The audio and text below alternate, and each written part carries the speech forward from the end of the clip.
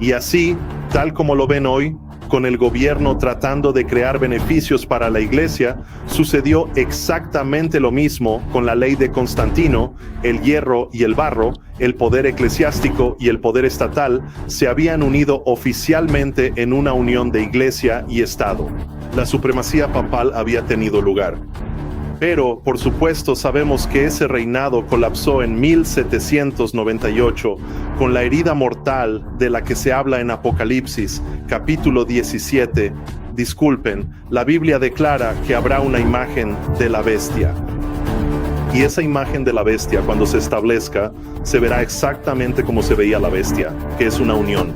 Es simplemente una unión de iglesia y Estado, hierro y barro, tal como se expone en Daniel. Y ahora, si no han estado prestando atención, por favor presten atención ahora porque van a ver algunas cosas que nunca antes habían visto. Muchos de ustedes, no digo que todos ustedes, muchos de ustedes van a ver algo que nunca antes habían visto. Y esto es tan importante que lo entendamos como adventistas. Cuando enseñamos el cambio del sábado al domingo y cómo sucedió, generalmente hablando, tenemos una visión muy limitada de cómo lo enseñamos. Normalmente le atribuimos todo el cambio a la figura de Constantino, pero lo que realmente sucedió fue un proceso histórico mucho más matizado y complejo de lo que solemos pensar habitualmente. Y por cierto, esto está en el libro El conflicto de los siglos. Así que si lees creo que es el segundo o tercer capítulo del conflicto de los siglos, verás que Elena de White habla sobre el proceso del cambio del sábado y cómo no ocurrió simplemente en ese momento con Constantino cuando promulgó esa ley dominical. Fue un proceso que ocurrió a lo largo de 2 o 3 siglos a medida que la iglesia apostataba, y luego la iglesia y el Estado comenzaron a unirse lentamente. Y verás esto claramente a medida que observemos a la Roma papal. Ahora, Daniel define a la Roma papal, ese cuerno y esa bestia que se menciona en el capítulo 7 de Daniel, dice que era diferente a todas las bestias que la precedieron.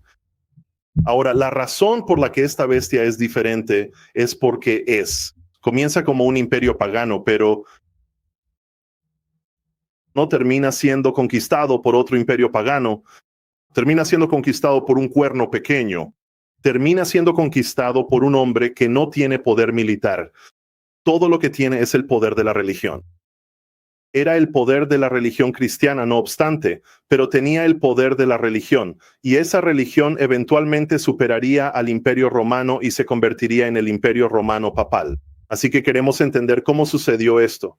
Y nos centraremos en el Sabbat a medida que nos adentramos en la parte final de esta presentación. Así que la iglesia y el Estado comenzaron a unirse.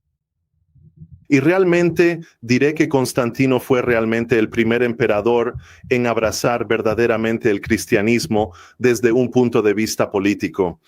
Tanto así. Y es importante recordar que además le otorgó a los cristianos de su época importantes beneficios fiscales que cambiaron su situación. Voy a repetir que le dio a los cristianos de su época beneficios fiscales. Y es por eso que lo que sucedió hace un par de semanas, durante la semana del 4 de julio, fíjense bien, cuando esos hombres entraron a la oficina oval y negaron que exista una separación entre la iglesia y el Estado, y entraron a esa oficina oval y negaron la separación de la iglesia y el Estado, y llegaron tan lejos como para decir que quieren construir un puente entre la iglesia y el Estado.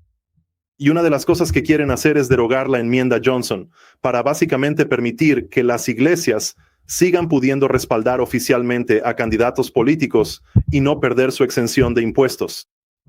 Y así, como lo ven hoy, con el gobierno tratando de crear beneficios para la iglesia, exactamente lo mismo sucedió con Constantino. Es por esto que ese sacerdote ortodoxo, creo que fue a principios de 2025, comparó a Donald Trump con Constantino, porque la gente puede observar lo que él está haciendo y es capaz de ver esas similitudes. Ahora, por cierto, no tenemos idea de si Donald Trump será quien sea el presidente en el momento en que la iglesia y el Estado se unan completamente y ocurra la persecución. No lo sabemos. Tal vez lo sea, tal vez no. No lo sé. Y siempre digo en mis videos, Donald Trump es solo un sustituto. Cualquier político es solo un sustituto. La cuestión aquí es la iglesia controlando al Estado. Nunca lo ha sido. Nunca se trató de ningún emperador en particular. Nunca se trató específicamente de Constantino. Se trataba de eso. Se trataba de este proceso de unión entre la iglesia y el Estado para que, sin importar quién sea el emperador, ambos estuvieran combinados. Así que por favor tengan eso en cuenta a medida que avanzamos. Y esto es lo que vemos que mucha gente en Estados Unidos quiere en este momento. Quieren la cruz y quieren la bandera. Y esto ha estado ocurriendo desde hace mucho más de una década. Verán, allá por, creo que fue en 2016 o 2015, hubo un gran revuelo en la sociedad por el jugador de fútbol americano Colin Kaepernick cuando se arrodilló durante los partidos porque quería protestar contra lo que él considera injusticia social aquí en Estados Unidos. Así que ejerció su derecho a arrodillarse y la gente estaba furiosa. A la gente le explotaba la cabeza. Y no voy a hablar de eso específicamente, sino de lo que surgió a raíz de ello. Si vieron estas camisetas y estos carteles que decían, yo defiendo la bandera y me arrodillo ante la cruz, estas personas, muchas personas, comenzaron a hablar realmente y a expresar sus ideas sobre este país, que ambas cosas deberían fusionarse y que uno defiende la bandera y se arrodilla ante la cruz. Así que incluso desde entonces, esto es, como dije, esto se remonta probablemente a unos 10 años atrás, 8 o 10 años, incluso desde entonces. Empecé a ver esos rumores de que todo esto se estaba uniendo y es increíble. Si incluso hay un sermón que hice en 2016, durante las elecciones de 2016, cuando vi cómo la iglesia estaba reaccionando ante Donald Trump, vi esas semillas formándose y se está volviendo cada vez más fuerte a medida que continuamos hoy. Pero tuvimos al emperador Constantino quien puso todo en marcha y aprobó esa primera ley dominical. Bien, ahora quiero que entiendan. Déjenme mantengamos nuestra atención en Constantino por solo un momento. La ley dominical de Constantino no era una ley religiosa. Esto era más bien una ley laboral. Se inclinaba más hacia la ley laboral. Ahora, él sí mencionó el venerable Día del Sol, pero era principalmente una ley laboral similar a lo que vemos en el proyecto 2025, donde está en la sección laboral del documento que ellos quieren una disposición especial para que las personas para no tener que trabajar el domingo. Y luego hicieron referencia al día de reposo, o lo que ellos llaman el día de reposo, que es realmente el falso día de reposo. Hicieron referencia a ello, pero era principalmente una ley laboral, tal como la primera ley dominical de Constantino era principalmente una ley laboral. Pero lo que van a ver es un proceso que tiene lugar y que conduce a lo que me gustaría llamar el golpe de gracia de las leyes dominicales en el Imperio Romano Papal. Y llegaremos a eso en un momento. Este es el emperador Teodosio. El emperador Teodosio. Recuerden este nombre. Él fue el emperador en el siglo IV que en esencia cristianizó el Imperio Romano.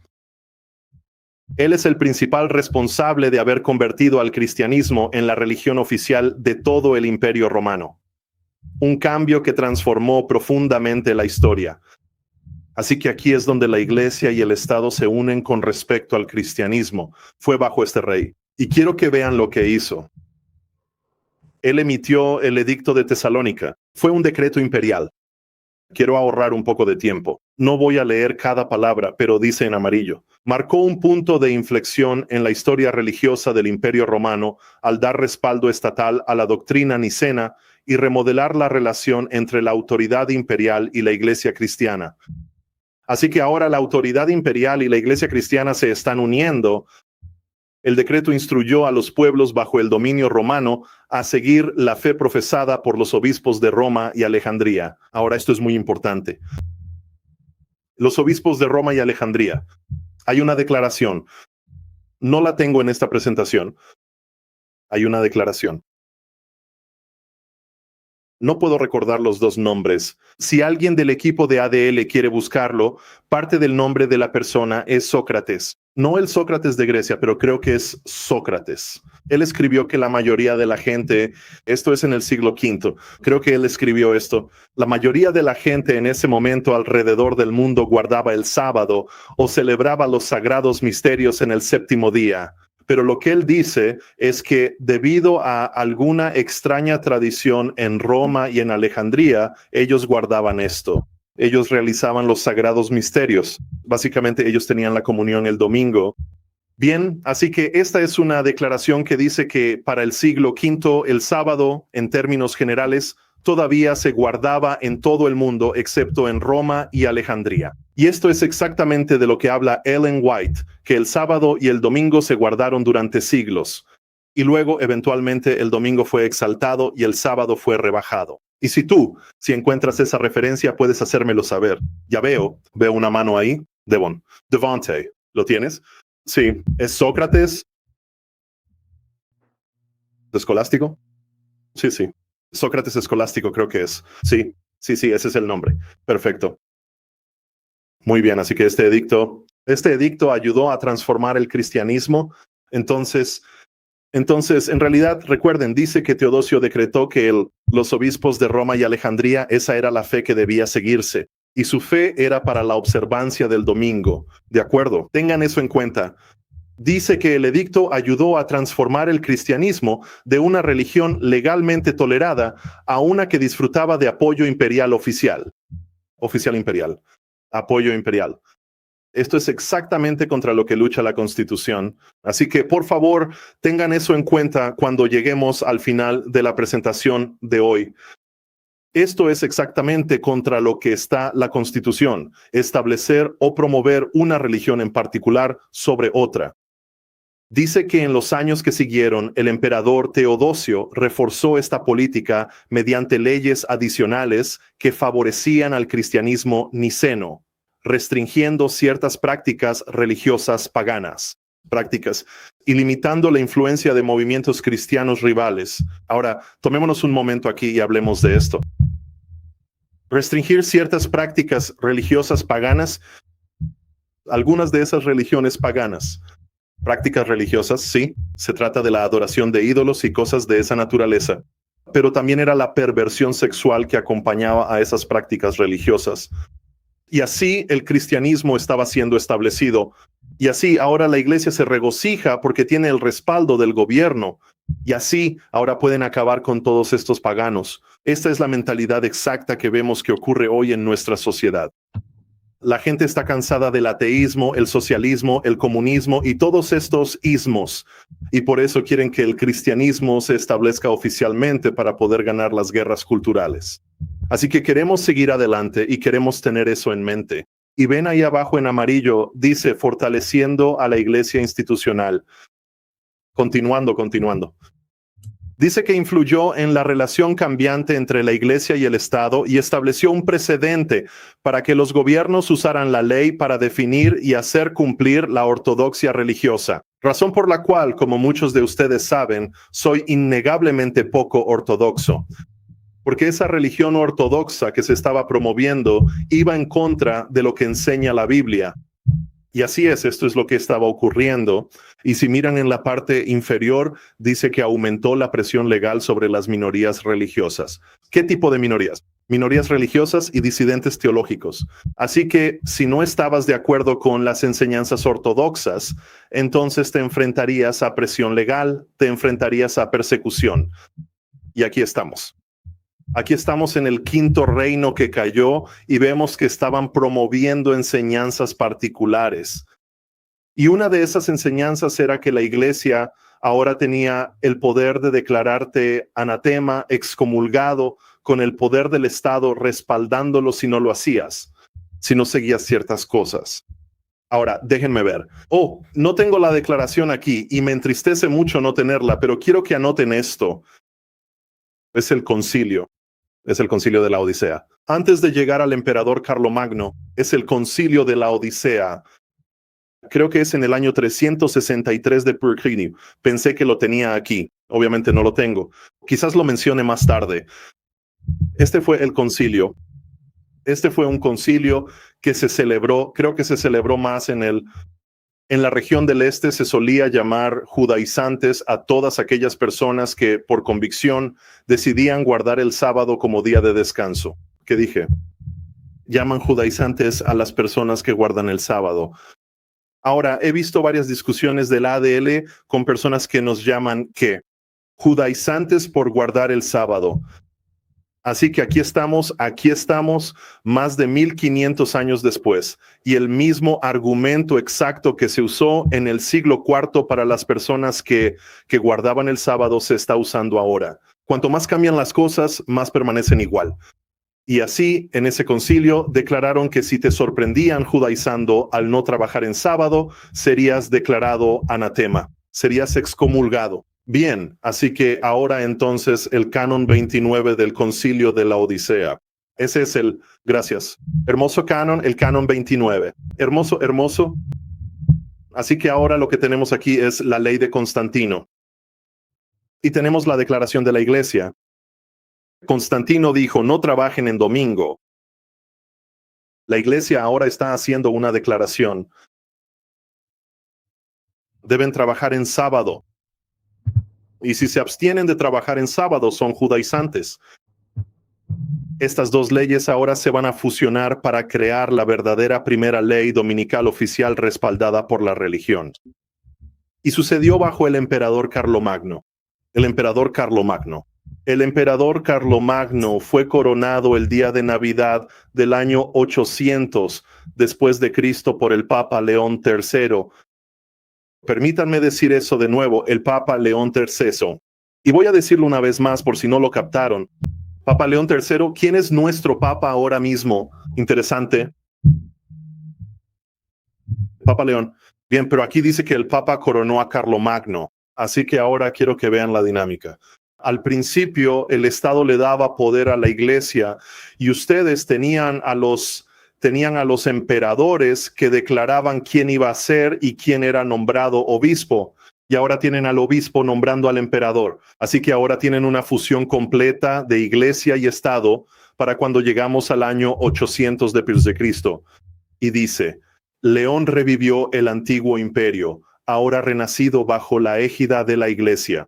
Y es por esto que en el capítulo 7 de Daniel ven a esa bestia con ese cuerno pequeño, es diferente al resto.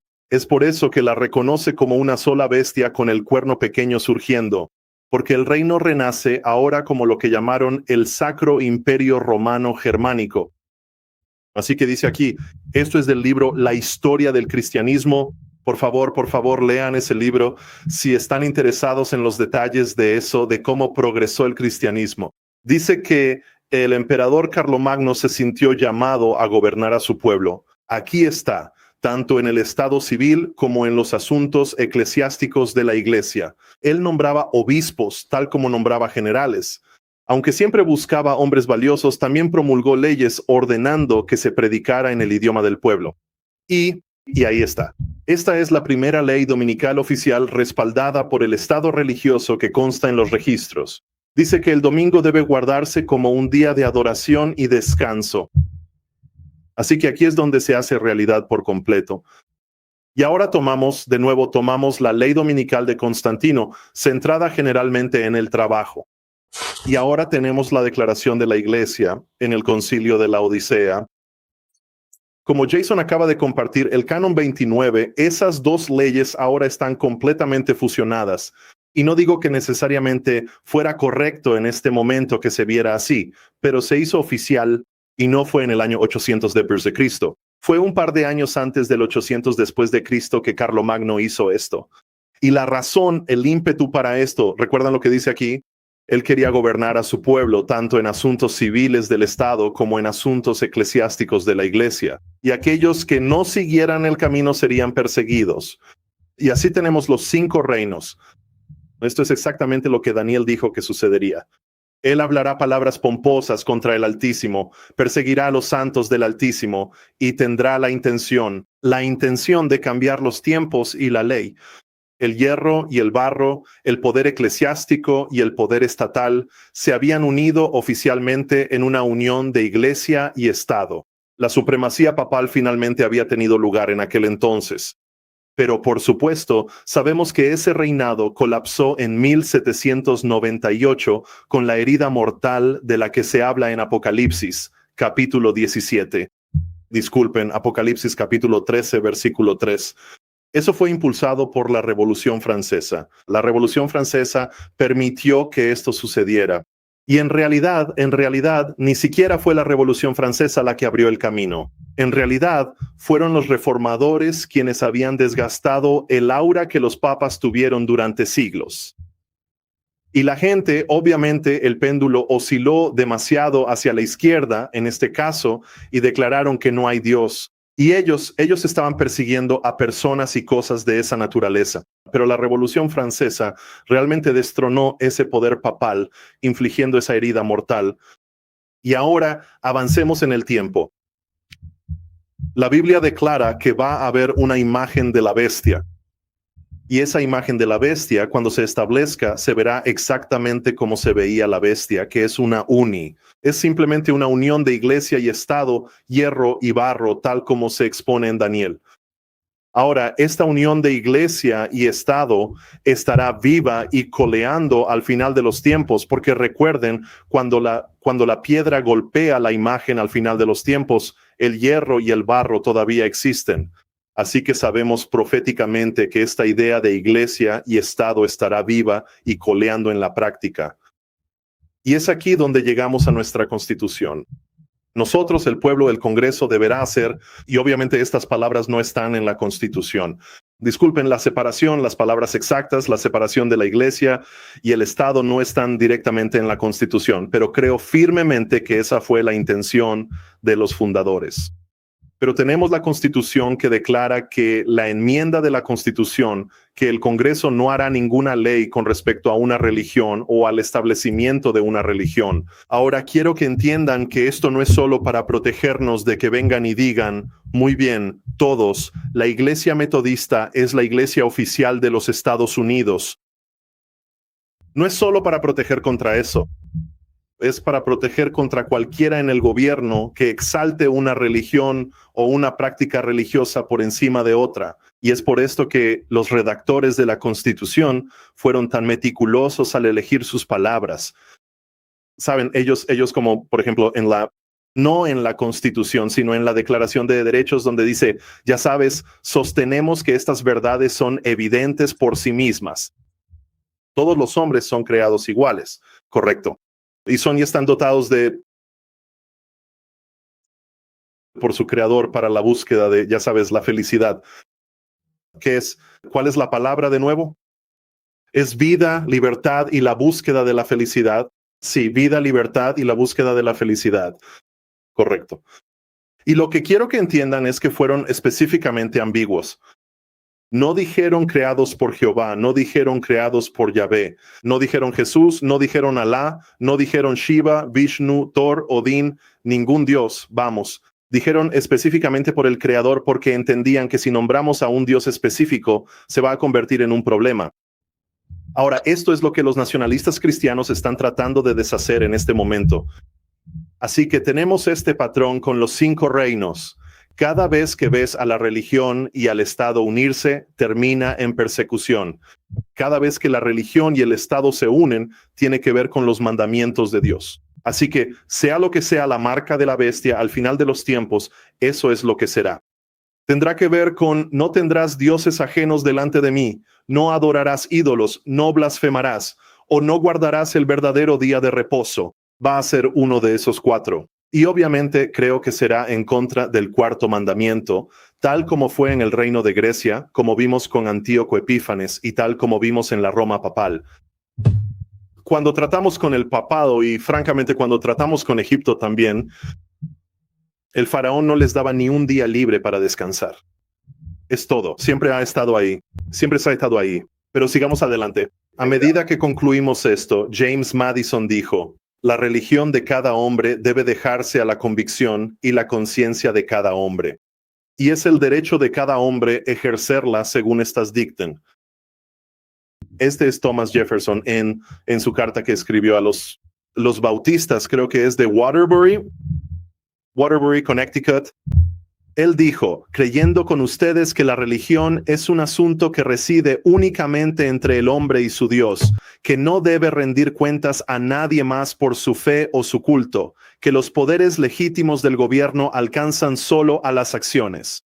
El gobierno solo puede alcanzar las acciones. Y luego continúa diciendo, y no las opiniones, contemplo con soberana reverencia ese acto de todo el pueblo estadounidense que declaró que su legislatura no debería hacer ninguna ley con respecto a un establecimiento de religión o prohibiendo el libre ejercicio de la misma, construyendo así un muro de separación entre la Iglesia y el Estado. Así que lo que quiero que entendamos, otro documento que fue aprobado por el Congreso, estaba destinado a lidiar con algo de piratería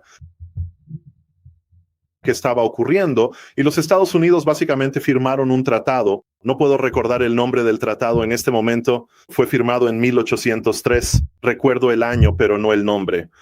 Pero en ese tratado dijeron que los Estados Unidos no son una nación cristiana, lo que significa que no es una nación con una religión oficial.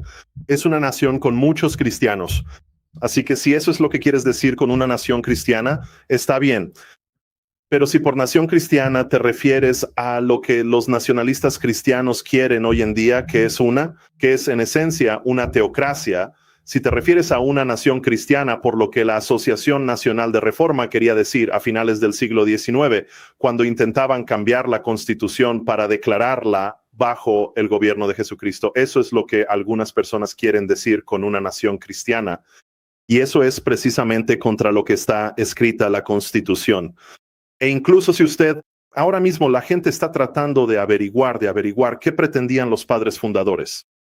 Ellos pretendían lo que escribieron en sus cartas. Esta era su mentalidad, una separación de la iglesia. Vamos, así que esto es lo que creen los padres fundadores. Pero ahora tenemos miles, decenas de miles, cientos de miles, millones que quisieran que esta nación estuviera dedicada a Dios en el sentido de que este es el país de Dios, que Él es el gobernante, que Él es el rey. Y cuando esto sucede, y ya estamos en ese camino, como dije, se ha abierto la caja de Pandora con el presidente en funciones haciendo una proclamación religiosa. La caja de Pandora está abierta. Y necesitamos ser lo más activos posible en nuestras esferas de influencia, ya sea Instagram, Facebook, YouTube, en nuestro lugar de trabajo, donde quiera que estemos, necesitamos ser activos en la difusión de esta información y ayudar a la gente a entender que servimos a un Dios que no fuerza la conciencia y servimos a un Dios que no necesita que el gobierno le ayude a conseguir que la gente le adore. ¿De acuerdo? Necesitamos enseñar esto. Necesitamos entender esto por nosotros mismos. Y así lo que hemos visto es que cada uno de los 5 reinos ha intentado que el pueblo de Dios quebrante su ley. El primer mandamiento, el segundo mandamiento, el tercer mandamiento, el cuarto mandamiento, todos ellos intentaron que el pueblo quebrantara sus mandamientos. Dice que se le concedió poder, mientras vamos terminando, se le concedió poder para dar aliento a la imagen de la bestia, para que la imagen de la bestia hablara e hiciera que todos los que no adoraran a la imagen de la bestia fueran asesinados. Así que simplemente cuando observamos esto, vemos una nación que va a surgir. Se va a parecer a la bestia, se va a parecer al papado, se va a parecer a una nación cristiana se va a parecer a una iglesia cristiana que toma el control de la nación, que promueve leyes religiosas y luego persigue a las personas. Y por cierto, pueden leer esto en el Conflicto de los Siglos. Dice que cuando se aprueben estas leyes y que los hombres vayan a llevar a cabo esas leyes, la declaración dice, sus espadas caerán impotentes. Dios estará con su pueblo que le es fiel. Así que no quiero que tengan miedo. Lo único a lo que debemos tener miedo es a nosotros mismos. Dios estará con nosotros. Nosotros sufriremos persecución. Sufriremos presión, pero Dios estará con su pueblo, tal como siempre lo ha estado en estos 5 reinos caídos. 5 han caído. Continuando. Dice, Él hace que todos, tanto pequeños como grandes, ricos y pobres, libres y esclavos, reciban una marca en su mano derecha o en sus frentes, y que nadie pueda comprar ni vender, excepto aquel que tenga la marca o el nombre de la bestia o el número de su nombre. Así que, al igual que en el Imperio Romano pagano, cuando entregaban esos certificados y la gente no podía participar en la sociedad, no podían comprar ni vender, a menos que quemaran incienso a los dioses. Algo similar ocurrirá al final de los tiempos, pero en vez del primer, segundo y tercer mandamiento, será con el cuarto. Y al tratar el cuarto mandamiento, que es identificar a Dios como el creador, realmente tiene que ver con los tres primeros también. Poner un Dios ante Dios, tener un ídolo ante Dios, que será la imagen de la bestia, y también blasfemar el nombre de Dios. Y por cierto, quiero que entiendan que en Apocalipsis 13, 14 y 15 hay referencias a la marca de la bestia, la imagen de la bestia y el nombre de la bestia. Sí. La imagen de la bestia, obviamente, como sabemos, es esa unión de iglesia y Estado. Y Estado. Hay muchas personas entre nosotros, incluso como adventistas del séptimo día, que entienden este principio, que se están dejando atrapar por este nacionalismo cristiano. Eso es un problema. Tiene que haber victoria no solo sobre la marca, sino también sobre la imagen. Tiene que haber victoria sobre esta idea de que la iglesia debería tener dominio sobre el gobierno. Tenemos que obtener la victoria sobre esa ideología también. Esa es la ideología del hombre de pecado. Esa es la ideología que el hombre de pecado que se sienta en el templo de Dios, mostrándose a sí mismo como Dios, tratando de controlar las conciencias de los hombres. Y entonces, sí, entiendo que estamos frustrados con el aborto. Sí, entiendo que estamos frustrados con el matrimonio gay y cosas de esa naturaleza. Pero debemos ser muy claros en nuestra distinción de que no nos estamos alineando completamente con los nacionalistas cristianos, y debemos ser muy claros en nuestra distinción de que tampoco nos estamos alineando con la izquierda ni con la derecha. Ambos son extremos. Por un lado, tenemos el romanismo como la ideología, y por el otro lado, tenemos el secularismo como la ideología, y debemos ser muy claros sobre cuál es nuestra posición, que estamos con Cristo, que su reino no es de este mundo. Por favor, no olviden esto. Dice, cuando bajo la influencia, probablemente tengo quizás 3 diapositivas para ver y luego cerraremos. Cuando bajo la influencia de esta triple unión, nuestro país, ¿qué? ¿Cuál es esa palabra ahí? Repudiar. Repudiar. Cada principio de su constitución como un gobierno protestante y republicano.